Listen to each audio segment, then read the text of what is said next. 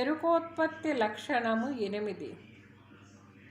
వినికని తిను మేనెరుకల జనన స్థానంబు నీకు జెప్పితియుపుడున్ అనుమానము మది నుంచక వినుమిక ఈ ఎరుక జోలి ఏ నీకు వలదు.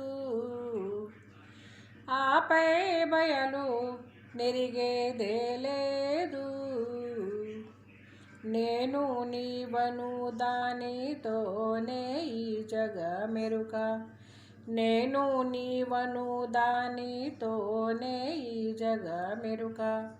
పోనే పాయను బయలులో నానెక్కడా లేక మానుమురని కలిమిని నిజమనిటి కల్వరపాటు మేల్కలు గానలేవిగ బయలెరంగిన మేను ఎరుకలతోటి పొందు ఏ నీకు వలదు.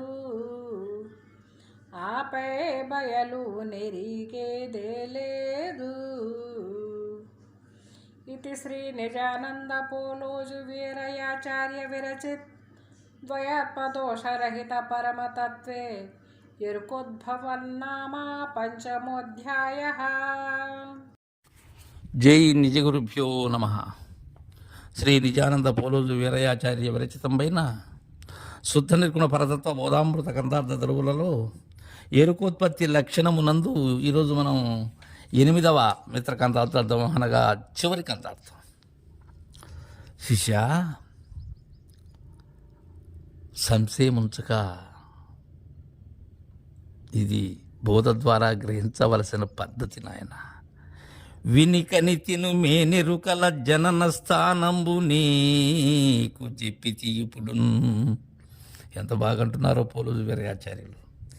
వినికని తిను మేనెరుకల జనన స్థానంబు ఉన్నదా? జనన స్థానం జనన స్థానము కాదది, జగజ్జనన స్థానమై అది నా నిజ స్వస్థానమైనటువంటిది. అది ఎలా? విని కని తిను వేరు వేరా? వినేది వేరే, కనేది వేరే, తినేది వేరేనా? కాదు, 3 ఒకటే. అదేది? మేనెరుకల జనన స్థానంబు. ఏది మేనెరుకల యొక్క జనన స్థానంబు? నేనే. ఈ ఆత్మే సర్వమునకు అధిష్టానమైనటువంటి మూలమాయ. నీకు చెప్పితి ఇప్పుడు. నీకు చెప్పాను కదా నాయన. అది ఎలాంటిదో చెప్పాను. అనుమానము మది నుంచక. సంశయరహితుడు కావాలయ్యా. సంశయరహితం కానట్లయితే ఈ శంక ఎప్పటికీ వీడదు. గురువుతో పాటుగా నీ ప్రయాణం సాగాలి. అలా కాకుండా గురువు యొక్క ప్రయాణం ఒక తీరుగా, శిష్యుని యొక్క గ్రహణం వేరే విధంగా ఉన్నట్లయితే ఈ బోధ మదికి సంశయంగానే ఉంటుంది. అనుమానము మది నుంచక. సంశయమే సకరానికి హేతు అయ్యా. వినుమిక ఈ ఎరుక జోలి ఏ నీకు వలదు.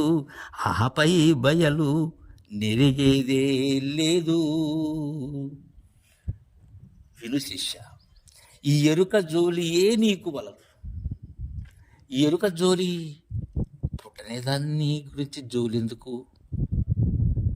దానితో సయ్యాటలు ఎందుకు? దాని గురించి ముఖమాటం ఎందుకు శిష్య? అది కరకట్టు అని చెప్పాను కదా. ఇక ఎరుక జోలి నీకు వద్దు. వద్దు అయినప్పుడు ఆపై బయలు నెరిగేదే లేదు. ఇక్కడ ఉన్నది కీలు. ఎరుక అనేది లేనిది అనేటువంటి విషయం ఉన్న పరిపూర్ణములో ఉన్న చూసిన పిమ్మట బయలు ఎరిగేదేమున్నది? ఇంకా షోడసి దృఢమైన పిమ్మట ఇక మళ్ళా బయలుందుకు? కారణం ద్వాదశితోనే ఎరుక లేదు. కానీ ఎందుకు ఇంత బోధ అవసరం అంటే శిష్యునికి ఎక్కడైనా సంశయం, అందుకే అనుమానము అది నుంచకన్నది. ఆ సంశయ నివృత్తి కోసమే ఇంతగా చెప్పవలసి వస్తూ ఉన్నది. కానీ ఒక్కసారి సూర్యకిరణము సోకిన పిమ్మట చీకటి ఉందా? లేదు. రెండూ లేవు అప్పుడు. ఎందుకంటే చీకటి ఉంటే చీకటి సూర్యుడు అనాలి. ఒకటి లేకపోతే చాలు. షోడశ కీలిరిగితే చాలు. ఉన్న పరిపూర్ణం ఉన్నదే ఉన్నది. దాన్ని ఎరిగేదానికి ఇది లేదు. ఇది లేనప్పుడు ఏ నిర్ణయం చేసేదే లేదు. నేను నీవను దానితోనే ఈ జగ మెరుక పోనే పాయను బయలులో నానెక్కడ లేక. నేను నీవు అంటూ ఉన్నది ఏదైతే ఉన్నదో దానితోనే ఈ జగము ఎరుక పోనే పాయను. నేను నీవను దానితోనే అన్నారు. అంటే నేను వేరే విశ్వం వేరే అన్నట్లుగా. బోధించే గురువు గ్రహించేటువంటి శిష్యుడు అన్నట్లుగా. దానితోనే ఈ జగము ఎరుక పోనే పాయను. ఇక లేదు అక్కడ బోధలో. ఈ జగమెరుకలు, ఈ తెలివి శరీర జగములు లేవు. బయలులోన ఎక్కడ లేక. ఎక్కడ పోతున్నది ఇది? బయలులో లేకపోతుంది. అంతేగాని మాటలతో లేకపోవటం లేదు ఇది. బయలు యొక్క సంజ్ఞ గురుదేవుని యొక్క కరుణతో అందినటువంటి వారికి ఇది లేనే లేదు, ఎక్కడా లేదు. మానుముర నీ కలిమినే నిజమనిటి కల్వరపాటు మిల్కలో గానలేవిక బయలురింగిన మేను ఎరుకల తోటి పొందు ఏ నీకు వలదు ఆపై బయలు నెరిగేదే లేదు. మానుమురా నీ కలిమి నే నిజమనటి కల్వరపాటు. నీ కలిమి అంటే ఏంటి? నాతో కలిగినటువంటి సమస్త జగము కూడా నా కలిమి. నాతో కలిగినటువంటి అనేక రూపములుగా మార్పు చెందినటువంటి నా నిజ రూపమే ఒక కలిమి.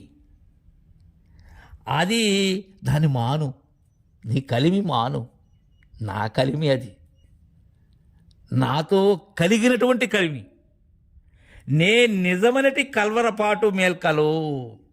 నే నిజము అనేది ఏంటిది? కలవరం. కలని వరించి ఉన్నావు, అదే కలవరం. అది ఎప్పుడు పోతుంది? కలవరము మేల్కలో పోతుంది. ఏ మేల్కలో పోతుంది? నిజగురు మేల్కలో పోతుంది. అయితే కలవరంలో ఉన్నప్పుడు కలవరము వాస్తవముగా ఉన్నది నీకు. ఈ కలవరం పోవాలంటే ఏం కావాలి? నిజగురు మేల్క కావాలి. అయితే ఆ నిజగురు మేల్క ఎలా వస్తుంది? గురు కరుణతో వస్తుంది. మేల్కలో ఇక కలవరపాటు ఉండదు.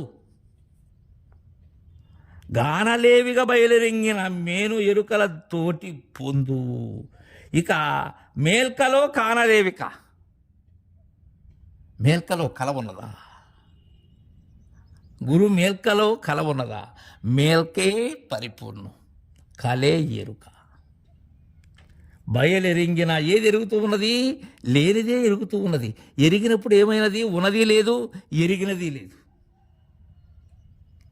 ఉన్నది లేదని ఎందుకు అనవలసి వస్తుంది? లేనిది ఉంటే ఉన్నదాని గురించి అనాలి. ఉన్నదానిలో లేనిదే లేక అరుదించినప్పుడు ఇక అక్కడ ద్వంద్వం ఎక్కడున్నది? ఎరుకనేమున్నది, పరిపూర్ణమనేమున్నది?